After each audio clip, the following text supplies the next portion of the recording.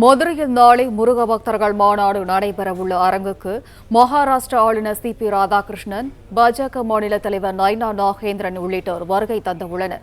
கூடுதல் விவரங்களை வழங்குகிறார் செய்தியாளர் பாலமுருகன். பாலா, வணக்கம். நீங்க விவரங்களை பதிவு பண்ணலாம். வணக்கம். மதுரையில் நாளை அந்த மதுரை பாண்டிக்கோவில் அருகே உள்ள அம்மா திடலில் நாளை இந்து முன்னணி சார்பில் முருக பக்தர்கள் மாநாடு மிக பிரம்மாண்டமாக நடைபெற உள்ளதை ஒட்டி அதற்கான ஏற்பாடுகளும் பிரம்மாண்டமாக ஏற்பாடு செய்யப்பட்டு இருக்கிறது. இந்த நிலையில் அந்த மாநாட்டு திடலை பார்ப்பதற்கும் முருகனின் அறுபடை வீடுகள் போல் கண்காட்சி வைக்கப்பட்டுள்ள இடத்தையும் மகாராஷ்டிரா ஆளுநர் சி.பி. ராதாகிருஷ்ணன் பார்வையிட்டு சாமி தரிசனம் மேற்கொண்டார். அதே போல் மாநில தலைவர் நயினார் நாகேந்திரனும் சாமி தரிசனம் மேற்கொண்டார்.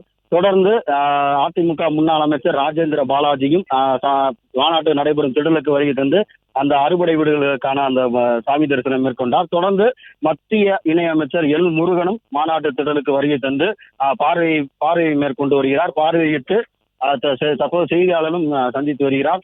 மாநாடு நாளை பிரம்மாண்டமாக நடைபெற இருக்கும் நிலையில் 5 லட்சத்திற்கும் மேற்பட்ட முருக பக்தர்கள் கூடுவார்கள் என்று எதிர்பார்க்கப்படுகிறது. தற்போது நேரம் செல்ல செல்ல அந்த மக்களின் கூட்டம் இங்கே அலைமோதுகின்றது என்று சொல்லலாம். அந்த அளவுக்கு பக்தர்களின் கூட்டம் அதிகமாக இருக்கிறது. சிறுவர்கள் சிவன், முருகன் போன்று வேடம் அணிந்து பக்தர்கள் காவடி எடுத்து வந்து அந்த அறுபடை போல கண்காட்சி வைக்கப்பட்டுள்ள இடத்தில் சாமி தரிசனம் மேற்கொண்டு வருகின்றனர். தொடர்ந்து பாஜக மூத்த தலைவர்கள், இந்து முன்னணி தலைவர்கள் என்று பலர் இங்கு வந்து மாநாடு நடைபெறும் இடத்தை ஆய்வு செய்து அந்த சாமி தரிசனம் மேற்கொண்டு வருகின்றனர்.